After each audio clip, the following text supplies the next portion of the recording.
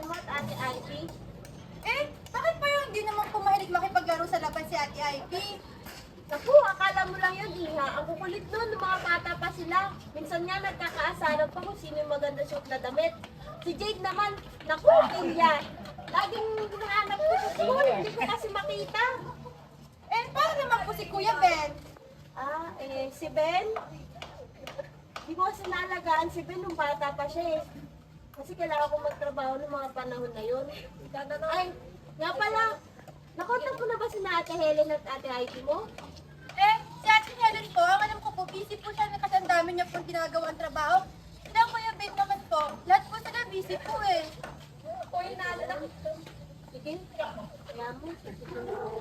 Hayaan niyo na po, Nay. Baka naman po, pag may free time sila, bibisitahin nila kayo dito sa bahay. Sana nga eh, ha?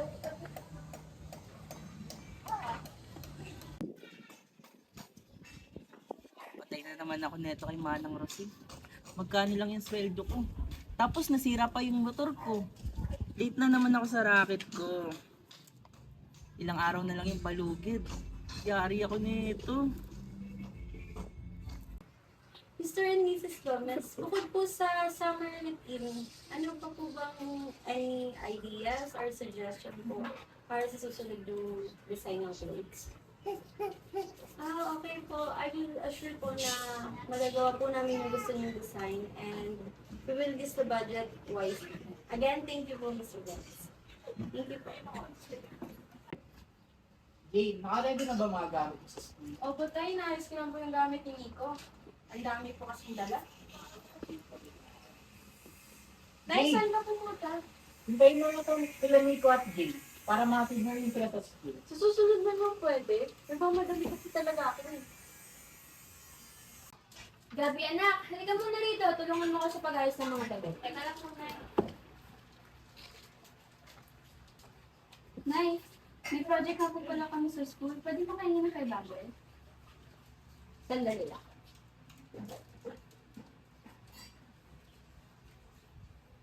Anak, pasensya ka na. 300 lang ang meron ako eh. Kasi kulang yung kilita ko ngayong araw. Ito lang natira sa panggas natin. Okay na ba yan? Okay lang po na eh. Salamat po. Pasensya ka na talaga. Wala ka na bang gagawin? Pwede ka nang umuwi. Ako nang bahala dito. Sige po na. Sige, ingat ka. Thank you po. Sana maraming bumili ng mga in-order kong damit. Magaganda pa naman to. Para naman makaluwag-luwag kami.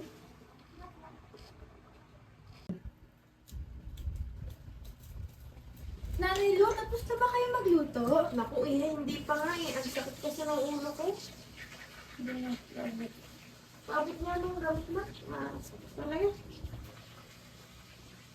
Ano ba yan? Ilang araw na yung masakit yung pakiramdam niyo, hindi pa rin kayo nadaling. Ewan ko nga.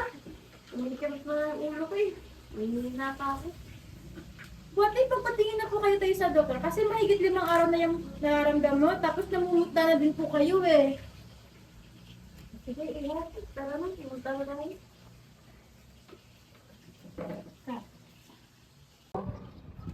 Sino po si Ma'am Lourdes? Ako po, doktora.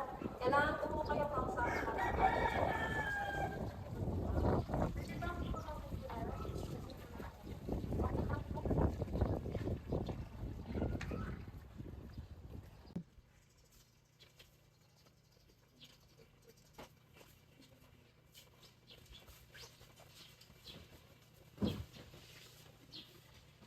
Madalas niyo po ba naranasan ang sakit ng ulo niyo? Halos 1 linggo niyo po ba naranasan ito? Oo, minsan malagpas pa ng 1 linggo yung sakit ng ulo ko. Ganun po ba? Kung nagpa-check up po kayo noon, maaari po sana maagapan ang sakit ng ulo niyo.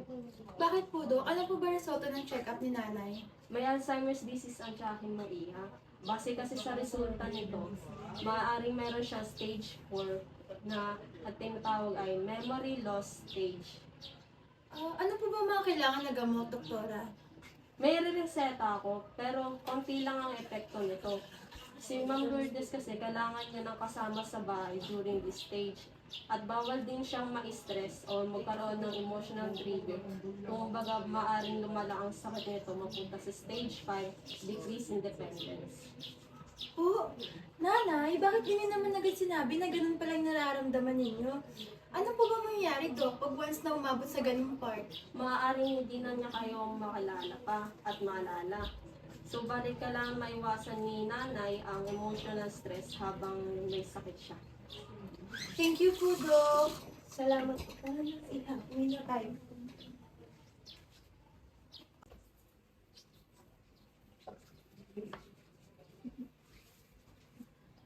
Nanay, sabihin na natin sa mga anak nyo para alam nila yung kalagayan ninyo. Huwag na muna na, pwede. Pero nanay, Pwede sa birthday ko na lang. Kaya ko pa naman eh. sigurado po kayo dyan ha. Oo, tingnan mo, kilala pa nga kita eh. Kaya yan ang gamot. Pero nanay, sa birthday mo ha, sasabihin po natin ha. Oo, promise.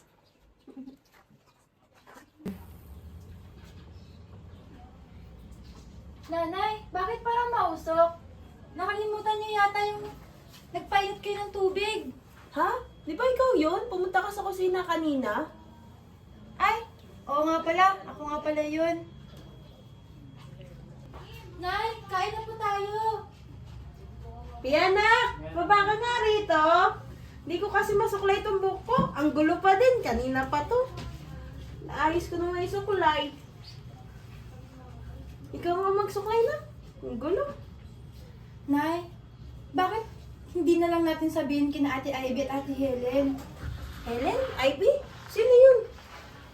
Ha? Nay, wag naman po kayo magbiro ng ganyan. Tinawagan nga po kayo kahapon at kinamusta ni Ate Ivy eh. Ha? Wala naman ako kausap kahapon.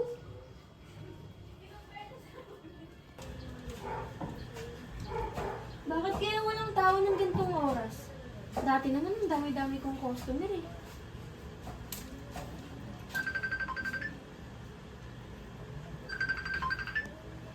Hello po? Good afternoon, Helen. Good afternoon po, Miss Mendez. Helen, kailangan ko na talaga yung upa mo. Halos 7 buwan ka nang hindi nagbabayad sa renta. Miss Mendez, pagpasensyahan niyo na po. Pwede po ba magpalugit pa po kayo ng ilang araw? Kulang pa po talaga yung kita ko eh. Ilang araw nang binigay kong palugit. Kailangan ko din ng pera, Helen. Kung panay ganyan lang, abay huwag mo na ang bayaran ng upa at ipaparenta ko na lang ito sa iba.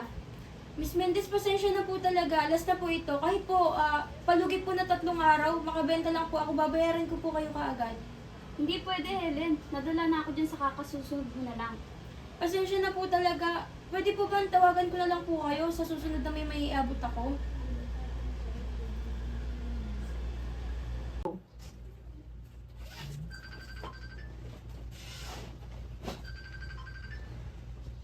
Hello ate, Bakit?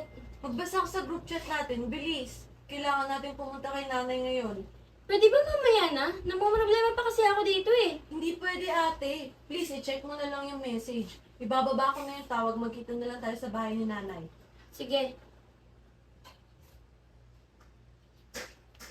Nahihirapan akong huminga. Tulungan niyo ako mga anak ko. Kung mamamatay na ako ngayon, tandaan niyo, mahal na mahal na mahal ko kayo. Nay, ano na naman ba tong pakulo mo? Bakit nagme-message ka pa na masama ang pakiramdam mo na nahihirapan kang huminga at maabutan kitang ganyan? Message, hindi naman ako nag-message. Anong hindi? Anong totoo? Masama po ba talaga ang pakiramdam niyo? Hindi. Wala naman akong message. Ulit ng batang to. Wow, ako pa ang makulit ngayon. Ako na nga ang nagmadali, ako na ang nag-alala kahit may kailangan pang masikasuhin sa store. Oo na. Ulit ako eh. Kailangan ba palaging ganyan, Nay? Kailangan ba palaging kayo ang iniintindi? May kanya-kanya din kami buhay kasi. Ate, tama na. Hindi, nakakaano kasi. Napapagod din ako. Kailangan ko lang bumalik sa store, Nay. Teka lang, kumain ka muna. Kompleto na kayo oh. Nagluto ako paborito mo.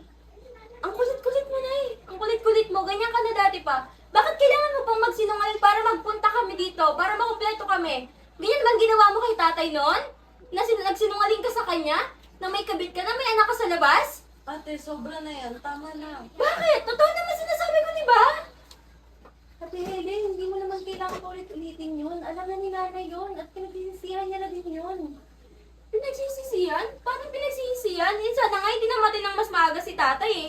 Alam mo na may sakit sa puso yung tao. Sana hindi mo lang nga inamin eh. E di sana hanggang ngayon buhay pa si tatay. Tama na, Ate Helen. Nakakasakit ka na. Bakit? Totoo naman eh. Totoo naman lahat ng sinasabi ko. Tama na! Sino ba kayo? Ikaw! Ikaw! Ikaw! Sino kayo? Magselos nga kayo? Pia! Pia! Ano ba yan? Sino ba to? Sino ba yung mga yan? Hindi mo kilala yung mga yan. Asan sila Helen? Sila Ivy? Si Jay? Di ba ba? Natating sila sa bahay. Nagtutulong na ng pagkain. Sino ba to? Wala na yan eh. Nay, hindi porket April ang birthday mo, magbibiro ka ng ganyan. Ano ba problema? Tigil nga kayo. Hindi nagbibiro si nanay. Totoong may sakit siya. Walang April Fools. Walang joke. Totoo yun. At stage 4 na yung Alzheimer's niya. Sana naman bakit mo siya pagtaso ng boses? Hindi naman kailangan. Nakikita niyo naman na nati-trigger si nanay. Lahat ng hindi mo lang sinabi. Kasi last week din namin nalaman. Kasi ayaw niya ipaalam. Kasi ang gusto niya, pagkatapos pa ng birthday niya.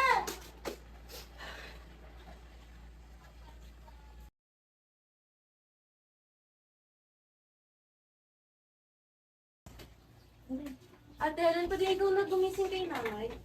Kakain na tayo. Sige, ako nang bahala. Nay? Nay? Gising na po. Kakain na po tayo tanghalianan. Ikaw pa ba nagugutom? Nay? Nay? Ivy! Jade, Ben! Ayaw gumising ni nanay eh. Nay! Nay! Nay! Nay! Nay!